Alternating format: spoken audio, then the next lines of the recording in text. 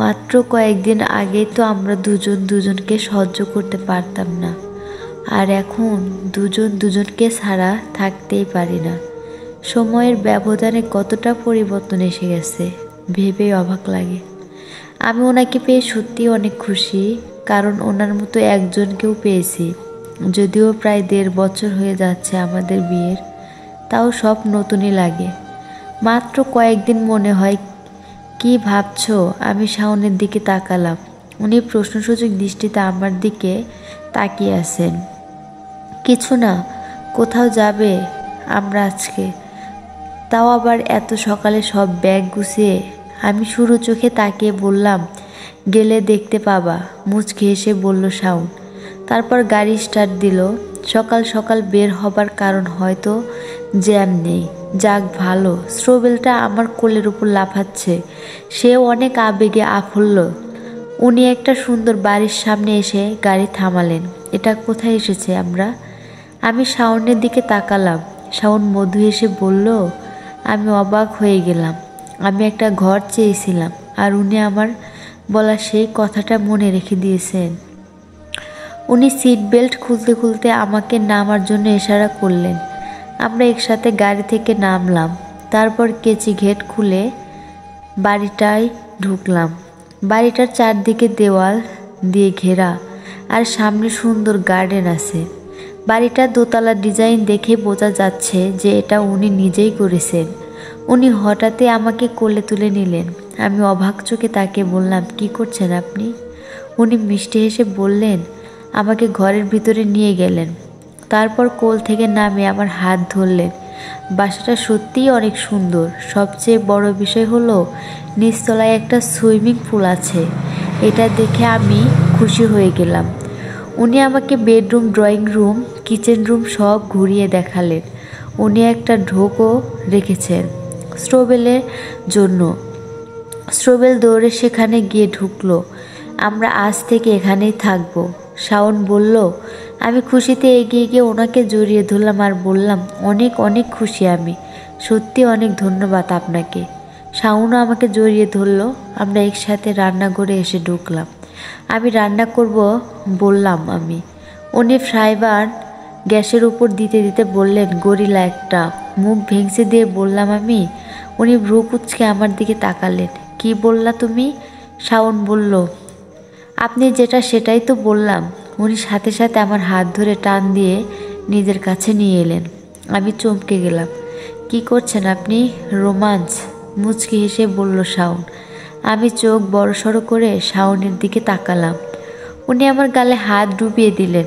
আমি সাথে সাথে ঢেলা দিয়ে ওনাকে সরিয়ে দিয়ে চোখ পাকিয়ে বললাম, আবার শুরু আপনার? উনি আমার দিকে এক পা এগিয়ে আসতে আমি মধু হেসে রান্নাঘর থেকে বের হয়ে এলাম। বের হয়ে সুইমিং পুলের কাছে এলাম। উফ, এক্ষুনি নেমে পড়তে ইচ্ছে করছে। আমি পানিতে পা ডুবিয়ে বসে পড়লাম। সেই মুহূর্তে উনিও আমার পাশে বসে পড়লেন আর আমার হাত ধরলেন। আমি মধু এসে ওনার কাঁধে মাথা রাখলাম। দুপুরে খাবার পরে ওনার ফোন আসায় উনি কথা বলতে বলতে উপরে চলে গেলেন। আমি টিভি ছেড়ে বসে চ্যানেল চেঞ্জ করতে লাগলাম। হঠাৎই চলে এলো সে। 50 শেডস অফ গ্রে নামক মুভিটা একটু আগে কেবল শুরু হয়েছে হয়তো। উনি পেছন থেকে এসে আমার হাত থেকে রিমোট টেনে নিয়ে টিভিটা অফ করে দিলেন। আমি অবাক হয়ে ওনার দিকে ঘাড় ঘুরিয়ে তাকালাম আর ভ্রু কুঁচকে ফেললাম। উনি রাগ ও মিষ্টির চোখে তাকিয়ে বললেন, এসব দেখে বেরাও তুমি, মানা করেছি না? বাহ, এসব মুভি আপনি দেখতে পারেন, আর আমি দেখলে সমস্যা? বলে মুখ ভেঙচি দিলাম আমি। উনি দাঁতে দাঁত চেপে বললেন, আমি এসব ফালতু মুভি দেখি না। আমি সরু চোখে তাকিয়ে বললাম, তাহলে জানলেন কিভাবে এই মুভিটা ওসব অসভ্যতা আছে? কিছু জিনিস এমনিতেই বোঝা যায়, কমন সেন্স লাগে। উনি বললেন, আমাকে গাধা পেয়েছেন? আমি বুঝি না মনে করেন? মুখ ভেঙচি দিয়ে বললাম আমি। না, তুমি এখন আর গাধা নেই। এখন তো তুমি দিন দিন গাধা থেকে গরু হচ্ছ। গম্ভীর চোখে তাকিয়ে বলল শাওন। কি? আর আপনি তো গরিলা থেকে শিম্পাঞ্জি হচ্ছেন। মুখ ফুলিয়ে বললাম আমি। আমি মুখ ভেঙচি দিয়ে সামনের দিকে মুখ ঘুরিয়ে বুকের কাছে দু হাত গুজে নিলাম। উনি চলে যেতে গিয়ে থেমে দাঁড়ালেন। অবাক হয়ে বলল শাওন। আমি প্রশ্নসূচক চোখে শাওনের দিকে ঘুরে তাকালাম। উনি ভ্রু কুঁচকে তাকিয়ে আমার সামনে এসে দাঁড়ালেন। এখন আবার কি হলো? আমি না বুঝে তাকিয়ে রইলাম। তুমি কিভাবে জানলা এই মুভিতে অসভ্যতা আছে? শাওন বলল। আমি হকচকিয়ে গেলাম আর একটা ঢোক গিললাম। এখন কি হবে আমার? উনি আমার দিকে ঝুঁকে আমার দুপাশে দু হাত রেখে গম্ভীর চোখে আমার দিকে তাকালেন। আমি এদিক ওদিক তাকাতে তাকাতে বললাম, আপনিও তো বললেন কিছু জিনিস দেখা লাগে না, এমনি বোঝা যায়, কমন চেঞ্জ। রেগে বলল শাওন। আমি একটু হাসার চেষ্টা করে বললাম, সত্যি বলছি আমি। কবে দেখছো? শাওন জিজ্ঞেস করলো। উফ, এত সমস্যা, কি দেখলে? তাও তো পুরোটা দেখেও নি। জঘন্য কি! চুপ করো। আজ কেন? কবে দেখেছো? রেগে বলল শাওন। হ্যাঁ দেখেছি তো, কি হয়েছে? দেখলে মহাভারত অশুদ্ধ হয়েছে? রেগে বললাম আমি। হোয়াট? শাওন দাঁতে দাঁত চেপে বলল। আমি এখন কি বাচ্চা আছি যে দেখলে সমস্যা? বললাম আমি। না মানে না। কেন দেখেছো? শাওন রেগে আমার আরও কাছে চলে এলো। আমি চোখ বড়সড় করে নিজের মুখ পেঁচিয়ে নিয়ে বললাম, এত রেগে যাচ্ছেন কেন? ভালো মুভি দেখে সেটাতেও সমস্যা নেই, কিন্তু এসব দেখলে আমার চেয়ে খারাপ কেউ হবে না। তাই যেটা বললাম সেটা যেন মাথায় থাকে, গম্ভীর গলায় বলল শাওন। আমি চোখ পিটপিট করে তাকালাম। উনি একটা বিরক্তির নিঃশ্বাস ফেলে আমার কাছ থেকে সরে চলে যেতে লাগলো। আমি হতবম্ব হয়ে গেলাম। উনি কি মুভির হিরোর জন্য জেলাস?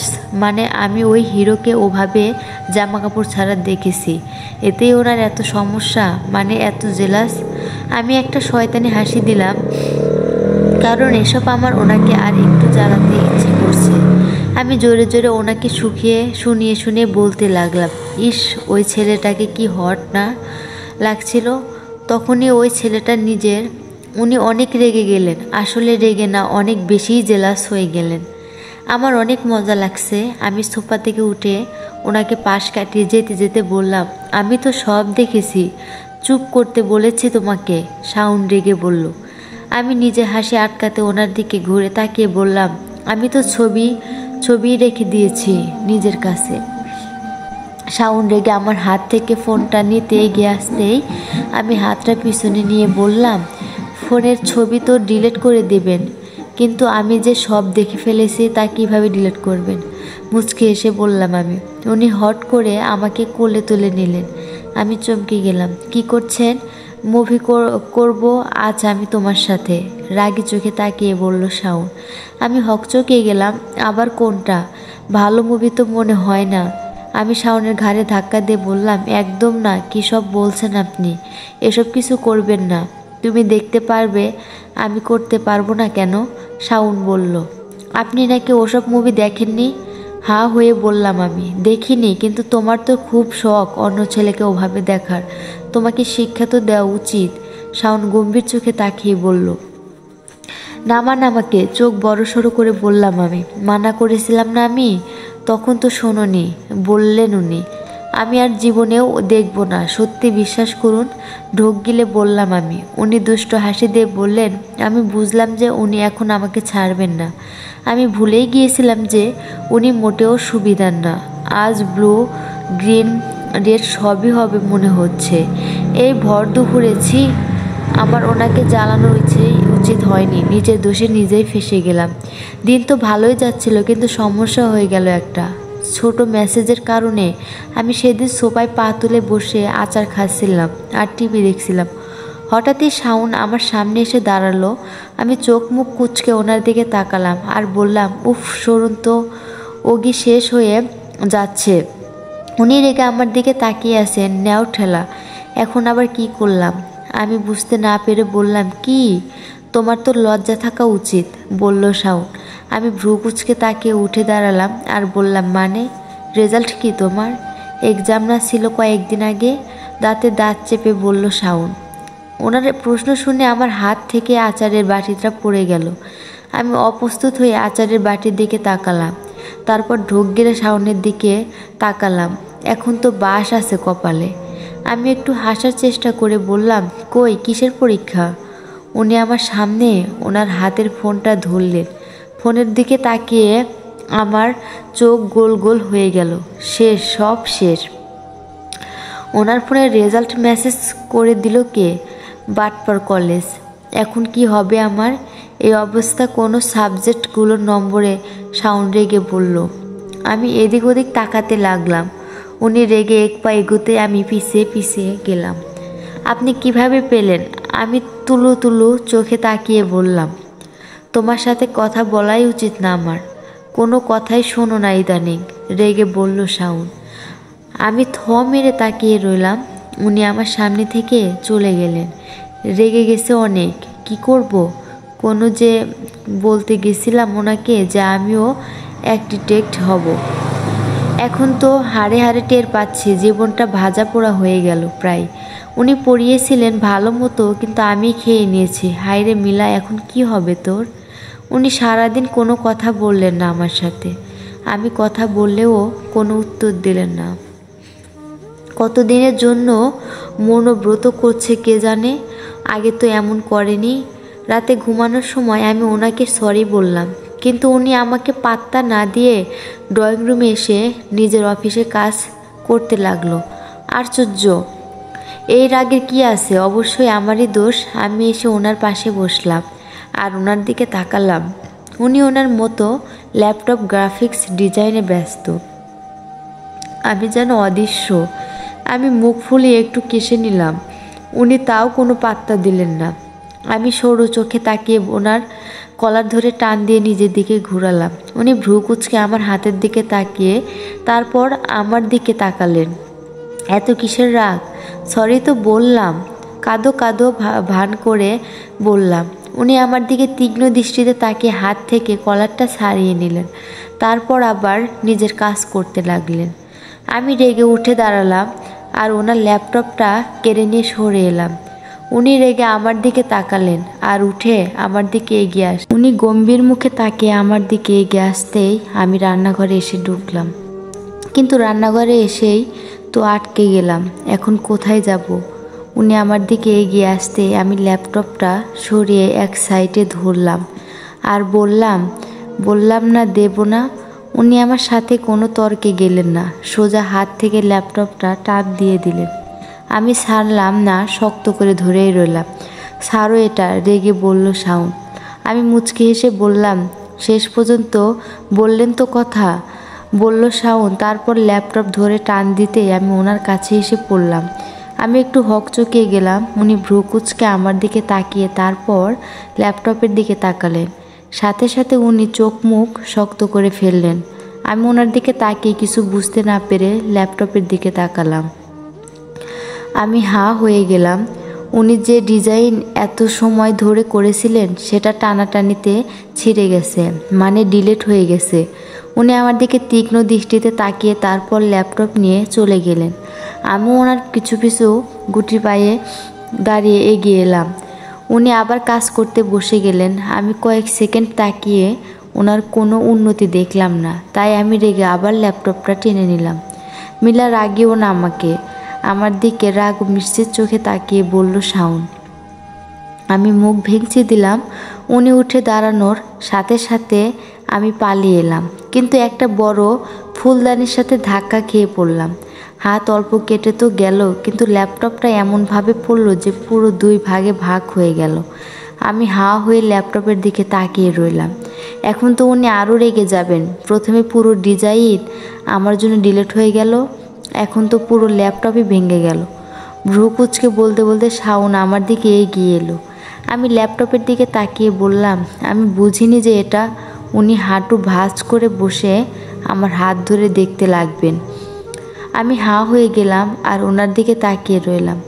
আর কোথায় লেগেছে ব্যস্ত হয়ে বলল শাওন। আমি হাত ছাড়িয়ে নিয়ে মুখ কালো করে বললাম, ঠিক আছে আমি। ল্যাপটপ তো নষ্ট হয়ে গেল। উনি আমাকে কোলে তুলে নিলেন। আমার পা তো ঠিকই আছে, বললাম আমি। উনি আমাকে রুমে নিয়ে এসে খাটে বসিয়ে দিলেন।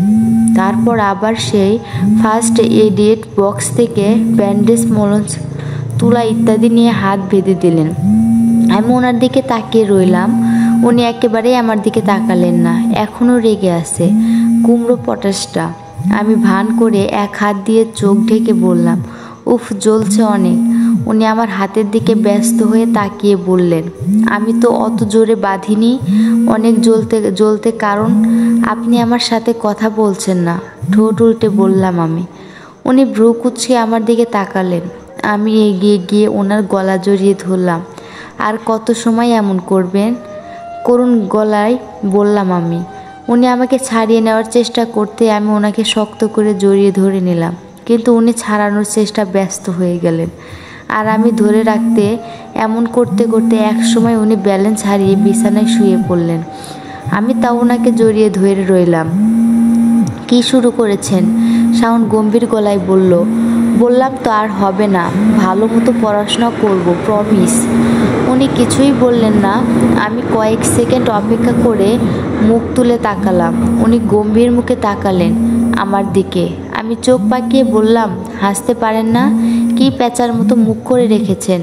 বলে আমি ওনাকে সুরসুরি দিতে লাগলাম, কিন্তু কিছুই হলো না। উনি আগের মতোই মুখ করে আছেন, অসহ্য। আচমকা উনি আমাকে ঠেলে ওনার পাশে শুইয়ে দিয়ে আমার কাছে চলে এলেন। আমি চোখ বড় সড়ো করে তাকালাম। উনি মুচকি হেসে আমাকে সুরসুরি দিতে লাগলেন। আমি হাসতে লাগলাম। আর থামেন, কি করছেন? আমি বললাম কোনো। শাওন সরু চোখে তাকিয়ে বলল। আমি ওনাকে ঠেলে সরিয়ে দেওয়ার চেষ্টা করে বললাম, উফ, আর হাসতে পারছি না। উনি থেমে আমাকে গম্ভীর মুখে বললেন, পড়তে বসো, এর পরের বার আমি তোমাকে ছেড়ে দেব না। জানি। আমি হতাশ হবার ভান করে বললাম। এরপর আবার ওনার পড়ানো শুরু। আগের চেয়ে বেশি পড়ান এখন। কী জন্য যে বাজে রেজাল্টটা করতে গেলাম টেস্ট এক্সামে, এজন্যই তো এখন সকাল সকাল ভুগতে হচ্ছে। কিন্তু একটা কথা বলতেই হয়, উনি সব কিছু সিরিয়াসলি করেন আর আমাকেও করতে উৎসাহিত করেন। এটাই আমার ভালো লাগে। আমি সারা জীবন ওনার সাথে থাকতে চাই। আপাতত জলদি পড়াশোনা শেষ করে ওনার কোম্পানিতেই নিজ যোগ্যতায় চাকরি নিতে চাই। চিন্তা করেই মুখ হাসি চলে এলো। হাসছো কেন? পড়তে দিয়েছি তোমাকে। উনি গম্ভীর চোখে তাকিয়ে বললেন। আমি হঠাৎ চোখে তাকিয়ে বললাম, হ্যাঁ হ্যাঁ পড়ছি। না পড়ে উপায় আছে? বেশি কথা বলো তুমি। শাওন ভ্রু কুঁচকে বলল। তারপর নিজের ফাইলে মনোযোগ দিতে আমি মুখ ভেঙচি দিয়ে বইয়ের দিকে তাকালাম, কিন্তু এখন আর মন বসছে না। ভোরের ঘুমটা মাটি করে দিয়ে বই পড়াচ্ছে। অনেক তো পড়লাম, এতদিনে পুরো বই গিলবো নাকি? উনি ফাইলে কি যেন আর্ট করছেন। আমি সন্দেহের চোখে তাকিয়ে ওনার হাত থেকে টান দিয়ে ফাইলটা নিয়ে নিলাম। উনি অবাক হয়ে পরক্ষণে ভ্রু কুঁচকে তাকিয়ে বললেন, এদিকে দাও, বলেই হাত বাড়িয়ে ফাইলটা ধরতে এলেন। কিন্তু আমি সরিয়ে দিয়ে ফাইলের দিকে তাকালাম। আমার ছবি আঁকছিলেন উনি। আমার গোমরা মুখ করে থাকা ছবি আমি চোখে তাকিয়ে বললাম, এই কাজ করছিলেন আপনি? আমি পৃষ্ঠা উল্টানোর আগেই উনি আমার হাত থেকে টান দিয়ে ফাইলটা নিয়ে গেলেন আর ভ্রু কুঁচকে তাকিয়ে বললেন, নিজের পড়া পড়ো। আমি সাথে সাথে আবার হাত থেকে ফাইলটা নিয়ে গেলাম আর বিছানা ছেড়ে উঠে গেলাম। উনিও আমার হাত থেকে ফাইল নেওয়ার জন্য উঠে দাঁড়ালেন আর রেগে বললেন, এদিকে দাও। আমি পৃষ্ঠা উল্টিয়ে দেখলাম সব আমার ছবি। সবগুলো দেখার আগে শাওন আবার ফাইলটা নিয়ে গেল। উফ, অসহ্য। দেখলে কি হবে? বিরক্ত হয়ে বললাম আমি। নিজের বইয়ের দিকে দেখো, বলে উনি খাটে গিয়ে বসলেন আর ড্রয়ারের ফাইলটা ঢুকিয়ে রাখলেন।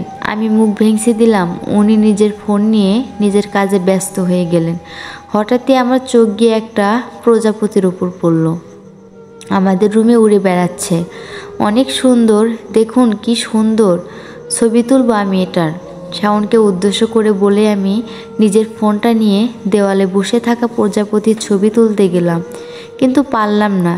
এই প্রজাপতিটা স্থির হয়ে বসেই না। শাওন ব্যঙ্গ করে বলল, তোমার মতোই, জায়গায় স্থির থাকে না। আমি ভ্রু কুঁচকে তাকিয়ে বললাম, আমি যথেষ্ট স্থির থাকি। শাওন নিজের ফোনের দিকে তাকালো। জানেন প্রজাপতির ঘরে আসার মানে কি? প্রজাপতি ঘরে এলে ঘরে নতুন অতিথি আসে। ছবি তোলার জন্য চেষ্টা করতে করতে বললাম আমি। Oh really? শাওন বলল, হ্যাঁ। আমি প্রজাপতির দিকে মনোযোগ দিয়ে বললাম। আর বলতেই প্রজাপতিটা চুপচাপ বসলো। আমি শাওনকে ভাব দেখিয়ে বললাম, দেখেছেন চুপ করে বসেছে।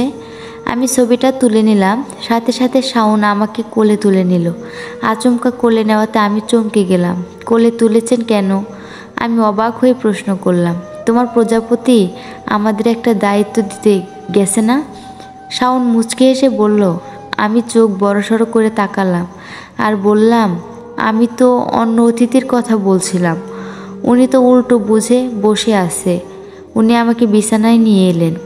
আপনার অফিসে দেরি হচ্ছে বললাম আমি, সেটা নিয়ে তোমার ভাবতে হবে না বলেই শাওন আমার কাছে চলে আসলো। আর সাথে সাথে ওনার ফোন বেজে উঠল। উনি বিরক্ত হয়ে গেলেন। আমি অনেক কষ্টে নিজের হাসি আটকে রেখে ওনার ফোনের দিকে তাকিয়ে বললাম, ফোন বাজছে আপনার। উনি উঠে ফোনটা হাতে নিলেন। আমি উঠে বিছানা থেকে নামতে গেলাম, কিন্তু সাথে সাথে উনি আমার হাত ধরে নিলেন। আমি ভ্রু কুঁচকে ওনার দিকে তাকালাম, তাকিয়ে হাঁ হয়ে গেলাম, কারণ উনি ফোন পুরো সুইচ অফ করে দিয়েছেন, আমারটা সহ ওনারটাও।